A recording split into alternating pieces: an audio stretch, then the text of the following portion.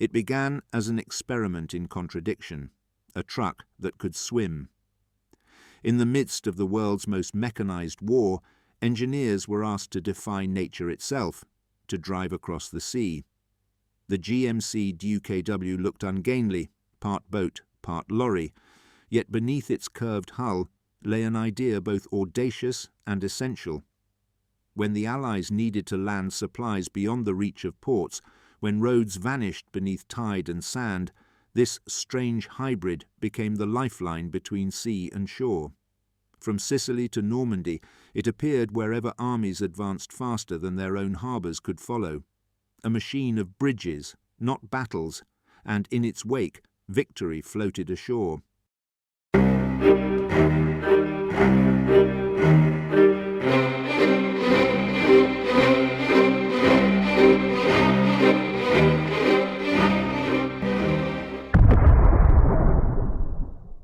By 1942, the Allies faced a crisis of distance. Their armies could move, but their supplies could not. Every new front opened on a coast without harbours, on beaches where the tide stole back the land twice a day. A ship might carry an army to victory, yet without docks the victory would starve on the sand. In North Africa, landing craft had delivered men with relative ease, but food, fuel and ammunition were stranded offshore.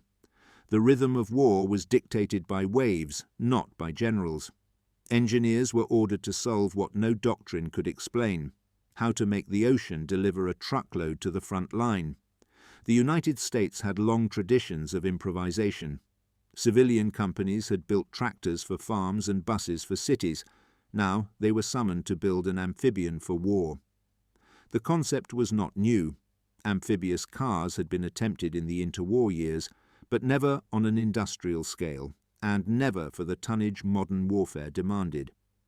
The War Department wanted a vehicle that could launch from a ship, drive through surf, climb a beach, and continue inland like a normal lorry, without refueling, without assistance, and without sinking. In essence, it was to be a bridge that carried itself. Strategically, the need was urgent. Across the Pacific, the United States Marines were learning the geography of empire, one island at a time. Each island was a fortress, ringed by reefs and shallows, where landing craft grounded long before reaching firm ground. To supply a beachhead, one needed to cross both ocean and obstacle, not in sequence, but in one continuous movement. In Europe, meanwhile, the planning for a cross-channel invasion revealed a similar peril. The beaches of France offered no piers, no quays, no cranes. An entire continent would have to be fed through surf. The combined logistics problem reached Washington, where engineers and naval officers studied the question in pragmatic terms: how do we move a lorry over water? The answer began with a humble civilian truck, the GMC DUKW 2.5-ton 6x6, the Deuce and a Half. It was the backbone of American logistics, mass-produced, rugged, and adaptable. If it could float, the problem would be solved. But to make a lorry float meant rewriting every law of its design. A steel hull would add weight. The propeller needed its own drive. Steering must shift from wheels to rudder. Even the tires had to change pressure between sea and land. To most, it sounded impractical.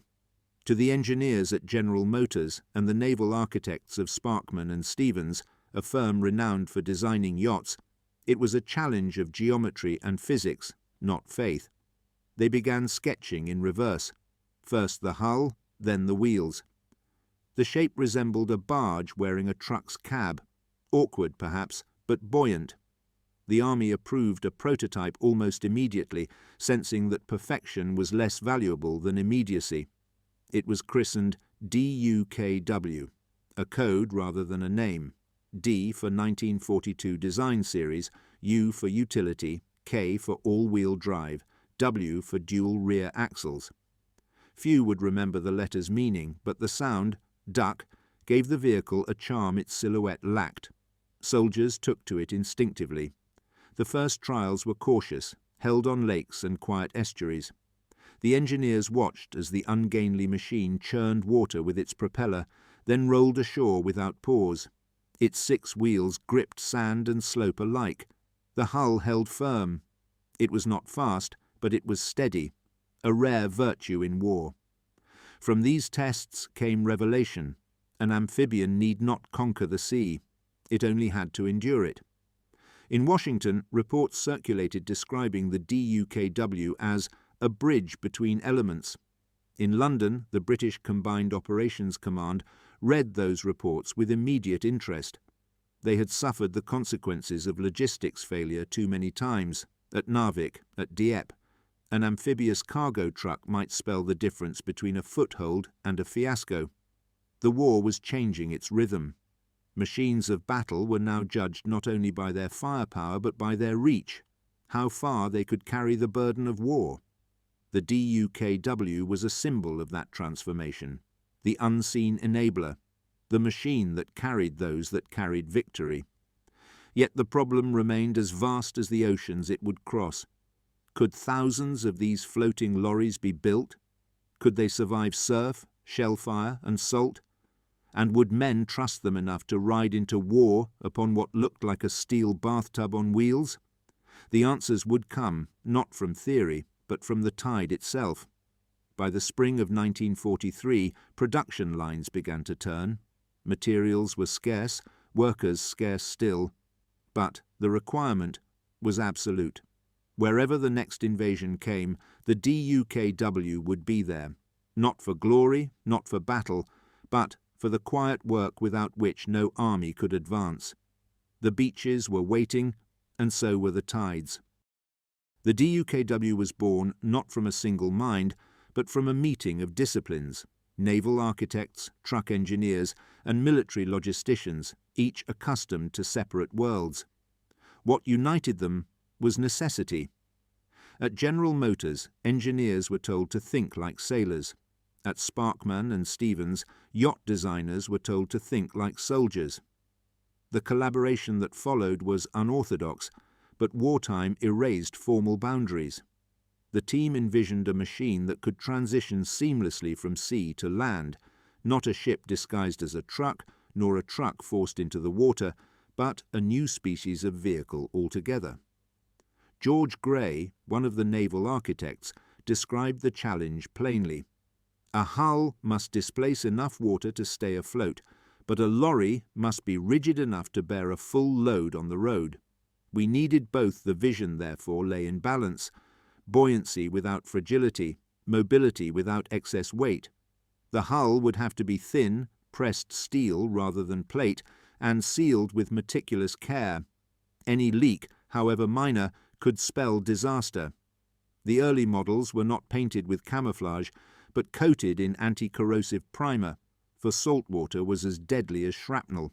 A bilge pump was fitted to expel water continuously, and the exhaust pipe was extended high above the hull to avoid drowning the engine in surf. The engineers soon realized that navigation was as important as flotation. Waves could turn the flat bow broadside, wind could push it off course. Thus, a rudder and propeller were incorporated, powered directly from the truck's transfer case, so that the DUKW could drive its own propeller without separate machinery. When it reached land, the driver disengaged the propeller and continued on wheels. It was a mechanical ballet conducted by levers and ratios. To a soldier accustomed to steering a lorry, it must have seemed miraculous. The War Department's specifications were uncompromising. The DUKW had to carry 2.5 tons of cargo, the same as its land-based cousin, across open water, climb a 1 in 4 slope from the surf, and drive 50 miles inland without refueling. Design meetings blurred into nights of trial drawings and rejections. The designers at Sparkman and Stevens reworked the hull's rake to prevent the bow from burying itself in waves. GMC engineers redesigned the transmission to accommodate marine components. Even the placement of the spare tyre was debated.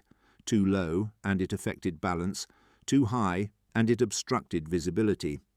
The result was a compromise of function over grace. To the casual observer, it appeared clumsy, the front cab high, the sides ungainly, yet this ungainliness was its strength. The DUKW could strike a wave without foundering, ground itself on a beach without breaking its frame. In 1942, the first prototype rolled into the water under the gaze of generals, admirals, and industrialists. The witnesses were sceptical. Many expected to see it sink. But the machine glided forward, propeller churning, wheels still visible beneath the surface. It reached the far shore, drove onto dry sand, and halted precisely where instructed. The applause that followed was brief but decisive. Production was authorized at once. The US government ordered thousands to be built in multiple plants across the country. General Motors would handle assembly, naval contractors would supply the specialized fittings. The Army Transportation Corps took responsibility for training crews, whose task was to learn both seamanship and lorrycraft simultaneously. Each DUKW was to be equipped with an air compressor that allowed the driver to adjust tire pressure from the cab, a revolutionary feature at the time. On soft sand, pressure could be reduced for traction. On hard road, increased for speed. This innovation, later adopted in civilian off-road vehicles, gave the DUKW its unique adaptability. Its controls were simple by design, yet the underlying mechanics were intricate. Every lever and valve was placed within reach of the driver, allowing one man to govern both modes of operation. In truth, the DUKW was less a single invention than a convergence, the union of land logistics and naval architecture into a single doctrine. It symbolized a new way of thinking, that warfare could no longer be confined to land or sea, but must cross them both in one breath. Across the Atlantic, British observers took note. Winston Churchill, ever the advocate of unconventional warfare, was briefed on the concept and reportedly delighted by the amphibian's practicality. The British Combined Operations Experimental Establishment received early examples for testing and found them reliable, though initially lacking in speed. What mattered most, however, was not speed, but certainty. A DUKW could be counted upon to deliver what it carried, and in war, certainty was a weapon unto itself. By the close of 1942, the machine had achieved what its designers had only imagined. It was driving ashore in training exercises with fully laden loads, proving that one could literally drive supplies out of the sea. The vision had become tangible, a floating answer to an industrial question. But as the Allies prepared for their next offensives, one truth remained. The tide waits for no army. The DUKW would soon have to prove that a bridge of steel and rubber could outrun the sea itself. Once the DUKW had proven its purpose, the true test began, not at sea, but on the factory floor. To fight a global war, the Allies required numbers, not prototypes. The DUKW had to be manufactured in thousands, each identical enough to share parts, yet resilient enough to face the most capricious of environments: salt water, sand, and fire. Production was assigned to General Motors' Yellow Truck and Coach Division, already experienced in large-scale vehicle construction, but the amphibian demanded new techniques. The hull was neither standard lorry nor ship. It was stamped from sheet steel, curved, and welded into watertight form. The process resembled shipbuilding compressed into the rhythm of truck assembly. Rivets gave way to continuous welds. Seam tests were conducted with air pressure and soap solution, bubbles revealing leaks invisible to the eye. No DUKW could leave the plant until its hull proved airtight. Every curve was deliberate. The high bow deflected surf. The low stern allowed the propeller to bite the water cleanly. Inside, beneath the decking, lay a skeleton of ribs and cross members that absorbed the shock of beaching. Unlike conventional trucks, which were built from frames upward, the DUKW was built outward, from a hull that was both vessel and chassis. The drivetrain came from the GMC DUKW, but modified to endure immersion. Axles were sealed, transmission cases vented, and joints greased with waterproof compound. The propeller assembly was driven by a power takeoff shaft, a clever compromise that spared the need for a second engine. Each DUKW emerged from the line in a dull olive drab, the colour of utility, not glamour. Its silhouette, with the prow rising above the cab, was unmistakable. The name DUKW often appeared stencilled along the hull sides, though crews would later decorate them with personal emblems, cartoons, or pin-up art, as if to reclaim a little personality from the machine's anonymity. At full rate, American factories produced hundreds each month. They were crated, shipped and assembled at ports from Norfolk to Brisbane. The assembly manuals, written with mechanical precision, warned against improvisation. A DUKW is seaworthy when built to specification. Deviation invites peril. Training followed manufacture. Drivers were taught to handle the vehicle's unique balance, a craft of intuition as much as instruction. The Army's Transportation Corps established amphibious training schools, often on rivers and coastal bays, where crews practiced launching, beaching and cargo handling. They learned that a DUKW in water was graceful but vulnerable. Overloaded, it could capsize. On land, it behaved like any six-wheeled truck, though the high centre of gravity demanded caution on slopes. Every operator became, in effect, both driver and helmsman. The DUKW's equipment list read like a sailor's inventory: anchor, bilge pump, life jackets, navigation lights. Yet it also carried Army staples: spades, towing chains, tarpaulins. The overlap between naval and land service was literal. As production accelerated through 1943, the DUKW became an emblem of Allied industrial reach. Its parts came from dozens of factories: engines from Pontiac, gearboxes from Chevrolet, hull plates from Midwestern steel mills. In each, the idea of an amphibian vehicle represented something more than innovation. It was the embodiment of logistics turned into a weapon. Quality control was unrelenting. Inspectors immersed hulls in water for extended periods to test seal integrity. Tire pressure systems were operated continuously under supervision to ensure valves did not leak. Each machine bore a serial number linking it to a batch log, allowing failures to be traced to source. To the workers, it was a curious creation.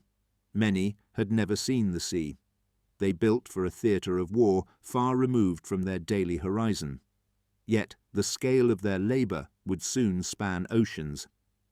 On the docks of New Orleans, completed DUKWs rolled directly onto transport ships, lashed in rows.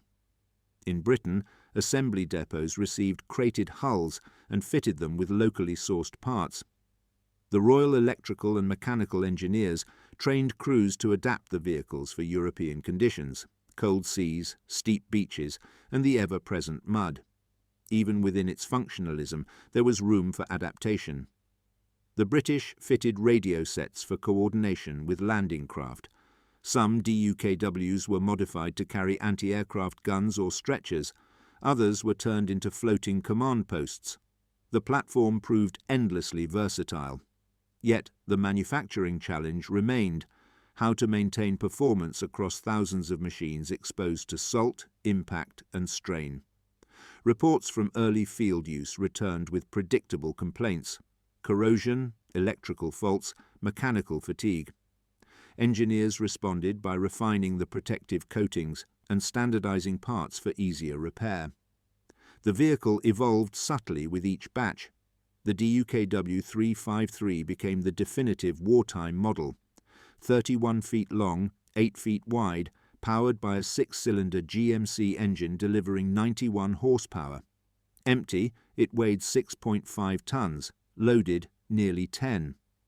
Despite its bulk, it could reach 50 miles per hour on land and 6 knots at sea. Every rivet, weld and gasket had been tested against one idea: continuity. The DUKW was not meant to fight or to dazzle.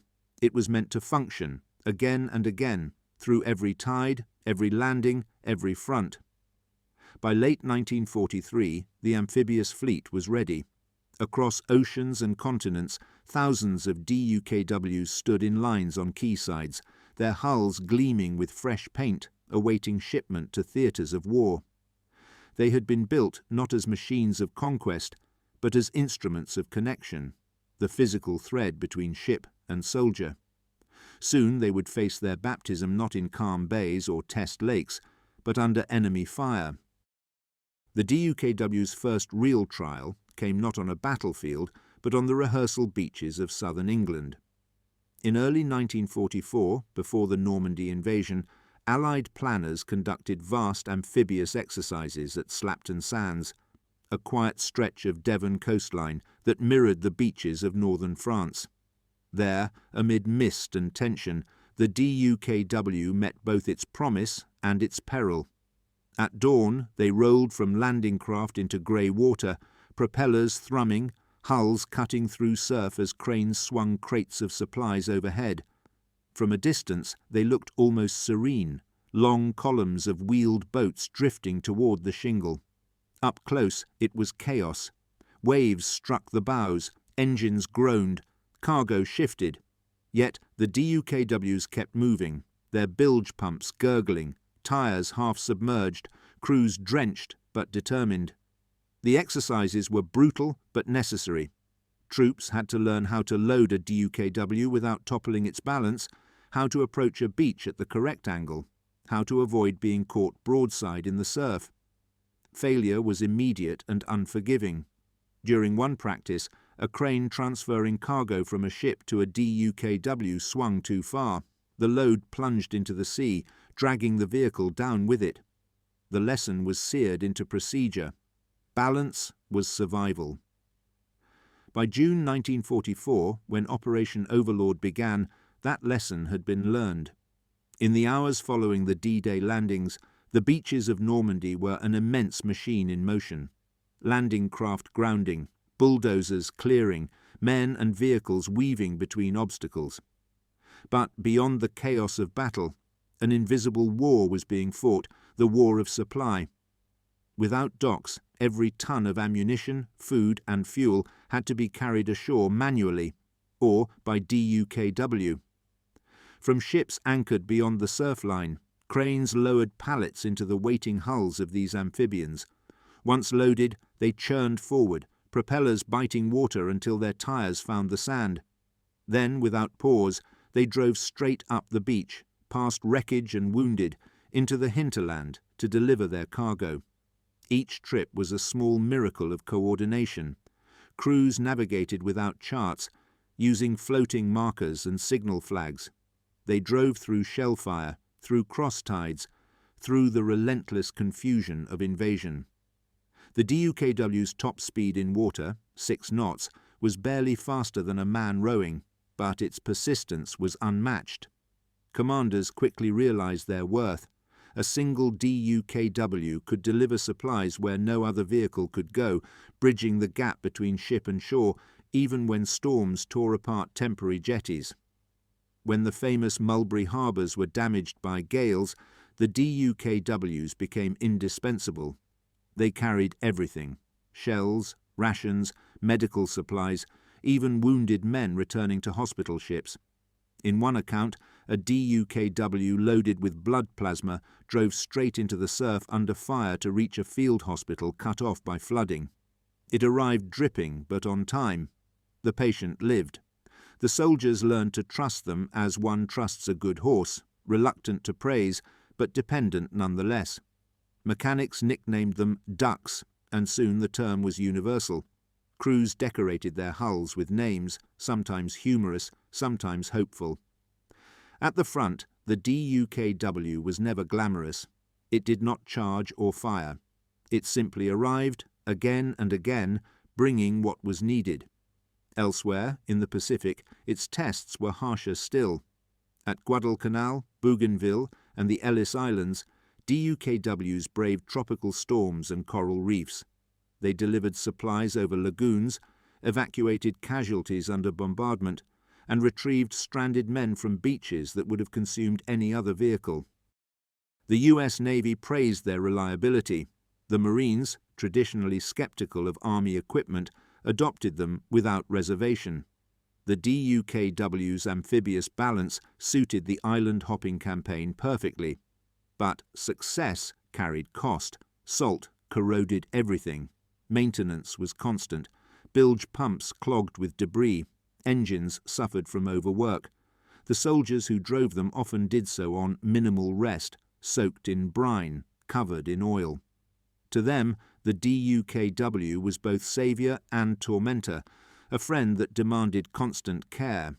In Europe, the DUKWs crossed rivers as well as beaches. At Nijmegen, they ferried paratroopers and supplies across the Waal under fire, their decks crowded with men gripping rifles and hope. The river current was fierce, yet the amphibians made the passage repeatedly until the bridgehead was secure. Each crossing proved the same principle. That mobility was victory. As winter came and campaigns pushed inland, the DUKWs followed.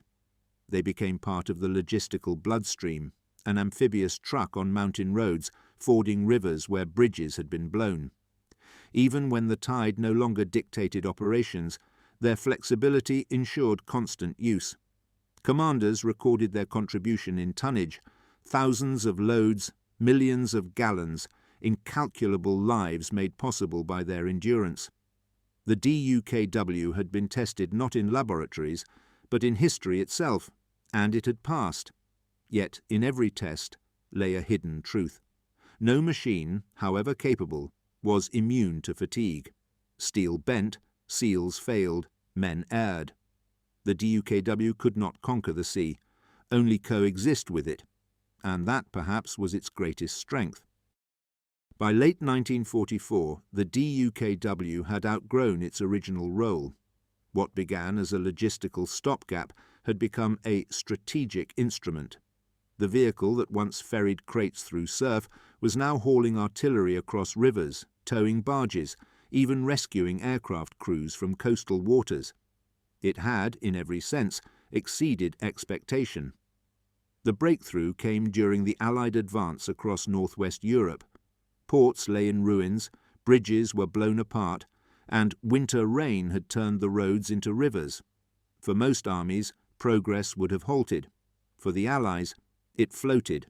At Le Havre, Antwerp, and beyond, DUKWs became mobile piers, transferring cargo from ships directly to railway boxcars. They turned chaos into continuity. To the weary quartermasters watching from shore, they seemed to move with their own quiet discipline, loading and unloading through rain, frost, and shell bursts. In official reports, they were credited with keeping armies alive. General Eisenhower called them one of the most valuable vehicles produced by the United States during the war. The DUKW's mechanical endurance was astonishing. Many had logged hundreds of hours of operation without major overhaul.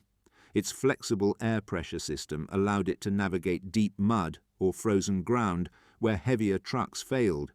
Even when damaged, it could limp on, buoyed literally by its own sealed hull. Yet the DUKW's triumph was not without tragedy. The same qualities that made it indispensable in war also made it perilous in error.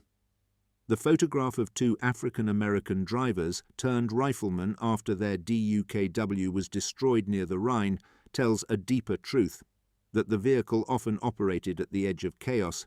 They drove unarmoured, unarmed, through hostile terrain. A single shell could tear open the hull. Their courage was measured not in attack, but in persistence. In combat zones, DUKW operators were logistics soldiers, a quiet cast of technicians and drivers whose names rarely appeared in dispatches.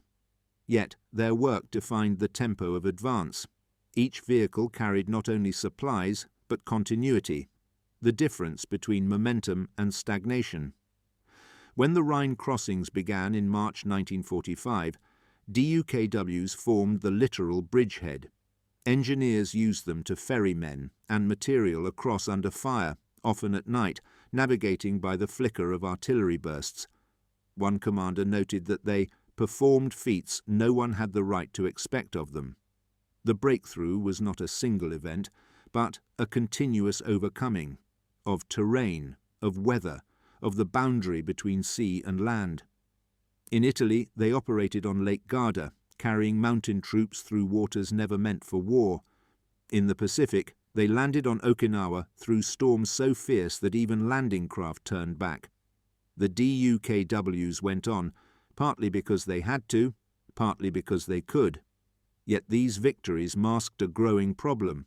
Where? After 2 years of hard use, the fleet was aging. Saltwater corrosion ate through steel, electrical systems degraded, pumps failed. Mechanics worked miracles with limited spares. Replacement hulls were improvised from scrap, seams resealed with canvas and resin. Still, the war's end was near. The DUKW had done what it was built to do, and more. By 1945, production had exceeded 21,000 units. The amphibian had become so commonplace that soldiers scarcely remarked upon it. It was no longer a novelty, but a fixture, a silent constant amid upheaval. When peace returned, many expected the DUKW to fade quietly into storage, but its usefulness persisted. Occupation forces used them to rebuild ports and ferry civilians. Relief agencies borrowed them to distribute food where bridges had been destroyed. Its design had transcended warfare, a reminder that innovation born from destruction could serve reconstruction as well.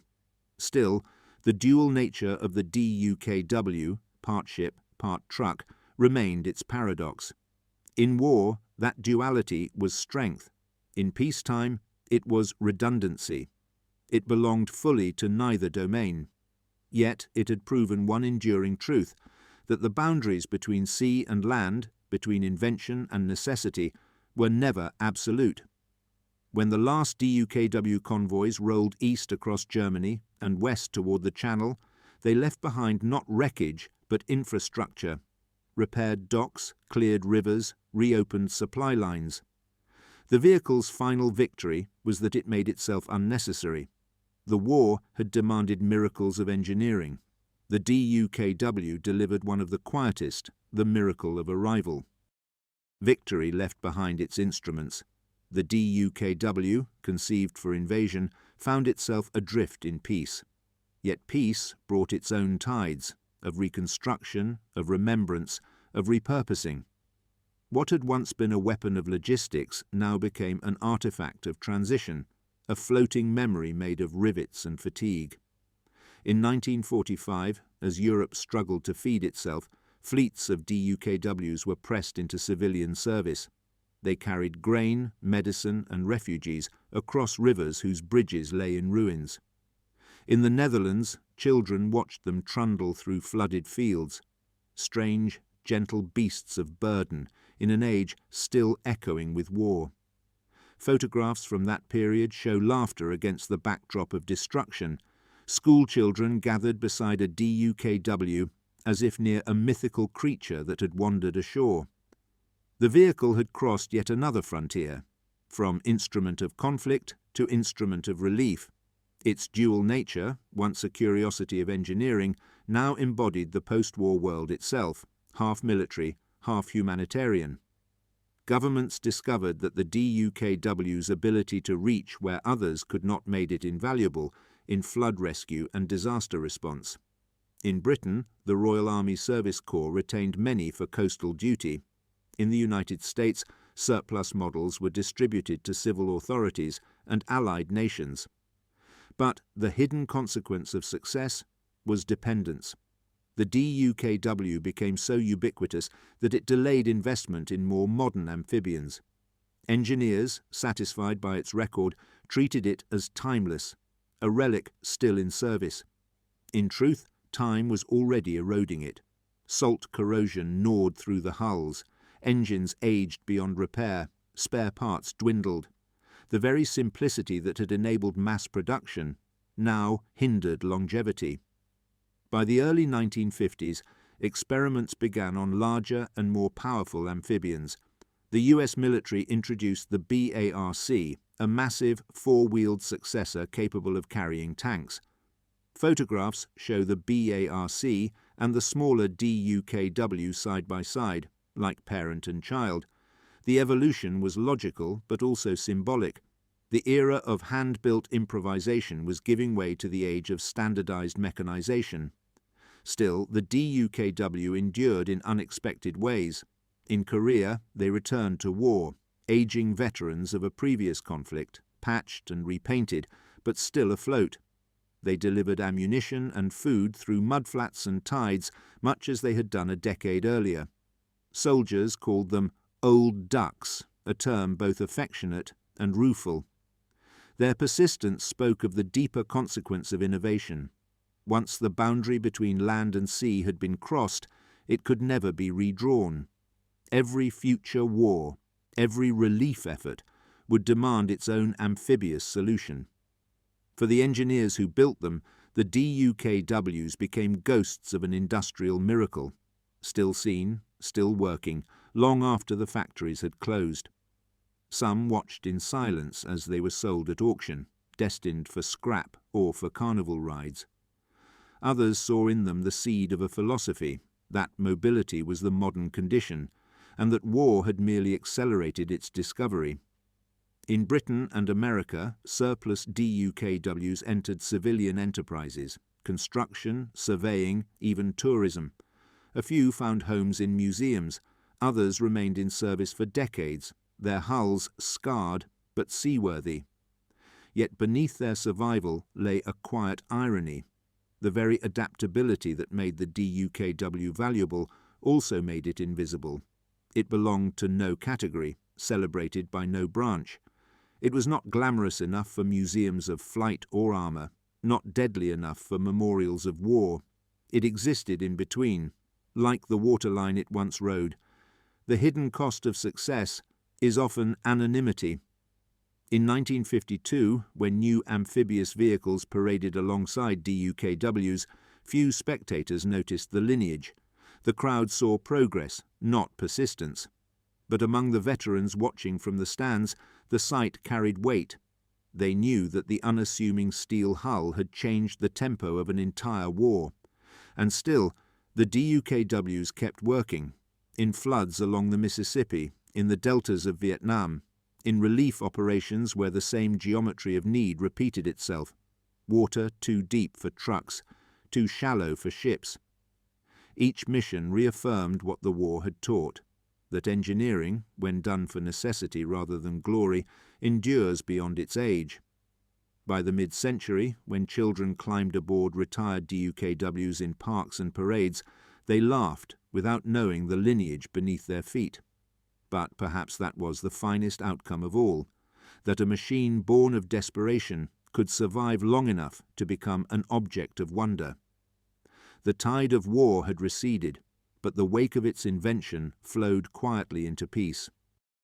Decades after the guns fell silent, the DUKW refused to sink into history. Across Europe and America, a few of the old machines survived, rusting, patched and weathered, yet still afloat. Their steel hulls, though dulled by time, remained watertight. It was as if the craft itself had inherited the stubbornness of its builders. In France, the Musée des Blindés preserved one in careful condition, its olive paint restored, its military markings repainted in faded white. Standing beside tanks and armoured cars, the DUKW looks fragile, even humble. Yet curators remind visitors that it was no less vital than any armoured division. Without it, the landings at Normandy and the supply lines across Europe might have failed. The legacy of the DUKW endures not in victories recorded on maps, but in the quiet continuity of support, the lifeline that never broke. In Versailles, enthusiasts from the association Univem restored several surviving examples. Photographs show their curved hulls gleaming in sunlight as volunteers polish the decks and test the bilge pumps that once saved lives. To restore a DUKW is to converse with two histories, industrial and human. Each weld carries both the precision of wartime manufacturing and the improvisation of soldiers who kept them alive. Restoration reveals more than nostalgia. It exposes the design's resilience. Many vehicles that survived decades in open air, exposed to rust and neglect, still held their shape. The hull, made of mild steel and sealed with ingenuity, outlasted expectation. The mechanical parts, axles, gearboxes, propeller drives, were often restored with relative ease, testament to their simplicity. Collectors and museums worldwide now treat the DUKW as an emblem of functional genius, the moment when American industry, British logistics, and naval engineering converged. It symbolizes a particular kind of wartime innovation, rapid, cooperative, pragmatic. In Britain, post-war generations encountered the DUKW in another guise entirely, as tourist transport. The first duck tours began in the 1970s, offering rides through rivers and harbours aboard refurbished military craft. Children who had once seen them as instruments of liberation now saw them as bright yellow curiosities, splashing cheerfully through city streets. Few passengers realized they were climbing aboard a veteran of Normandy or the Pacific. The hulls that once bore crates of ammunition now carried laughter and cameras. Some historians called it trivialization, others saw it as proof of triumph, that a machine built for war could end its life in peace. Yet beneath the novelty lay enduring respect. Veterans' associations across the United States and Europe continued to honor the DUKW in memorial parades. It had become a symbol of the unsung forces of war, the mechanics, drivers, and logisticians who turned strategy into motion. Engineers studying its structure found lessons still relevant. The DUKW's variable tire pressure system inspired later generations of off-road and military vehicles. Its modular approach to components influenced post-war truck design. Even in the digital age, its mechanical logic remained elegant, a system designed for adaptability rather than perfection. Museums display it beside jeeps and landing craft, yet it occupies its own category. The DUKW is neither land vehicle nor vessel, neither civilian nor combatant. It represents the threshold, a reminder that innovation often happens between established boundaries. At anniversary commemorations of D-Day, restored DUKWs sometimes return to the beaches where their predecessors first landed. They glide once more into the surf, their propellers turning the same salt water that once carried victory. Spectators watch silently, some smiling, some tearful. The sight is both quaint and monumental, a piece of steel carrying the weight of history, yet floating still. In the 21st century, a few remain in private collections, others in museums or training grounds. Each carries a story preserved in rivets and repair marks, dents from shrapnel, scratches from coral, welds hastily applied in field workshops. Their survival is accidental, yet poetic. The DUKW's legacy cannot be measured in tonnage or statistics. It lies instead in the idea it proved, that technology could unite opposites, that the frontier between sea and land was not fixed. Even now, engineers designing amphibious drones or humanitarian landing craft echo the same principle. They may never cite its name, but its DNA endures in their blueprints. In every restoration hall, in every museum gallery where a DUKW rests on concrete plinths, there lingers the faint scent of oil and salt, a reminder that this ungainly craft once defied the elements for something larger than itself. And so, long after the tide of war receded, the DUKW continues its slow voyage through history, not as a relic of destruction, but as a survivor of purpose. In the quiet hangars and restored depots where the last DUKWs rest, the air is heavy with oil, dust, and patience. They seem to wait, as if expecting another tide. Their riveted hulls, once alive with the pulse of engines, now carry the calm of machines that have earned their silence. Visitors rarely notice the subtleties, the shallow curvature of the bow that broke the first wave, the faint weld seams where urgency shaped invention, the hollow echo beneath the deck when struck by a fingertip, still resonant with memory. Each detail is the residue of purpose, the trace of a moment when geometry served survival, The DUKW's story is not one of glory, but of resolve. It was born from the intersection of impossibilities, a truck that could swim, a vessel that could drive. In that paradox lay the essence of wartime ingenuity, to bridge contradictions and make them move. For the men who operated them, the DUKW represented something more than a vehicle. It was a fragment of certainty amid chaos, a way to make progress where none seemed possible. It turned the impassable into the routine, the impossible into the everyday. In modern cities, brightly painted DUKWs still roll through streets before plunging into rivers, their passengers unaware that the splash they cheer once meant survival. The Boston Duck Tours vehicle, once drab olive and streaked with brine, now wears a carnival hue. Yet beneath its paint lies the same hull that crossed seas under fire. History has been repainted, not erased. At Eden Camp in Yorkshire, a preserved DUKW sits beneath open sky, its wheels still dusted with time. It draws visitors who know only fragments of its past, perhaps a name from a textbook, a photograph from Normandy. They stand beside it, remark on its odd shape, then move on. But for a moment, the air between past and present seems to narrow. That is the DUKW's quiet triumph. It endures not as spectacle, but as continuity. Its legacy invites reflection on a wider truth, that engineering at its best is an act of humility. The DUKW was not designed to destroy or dominate, but to deliver, to sustain.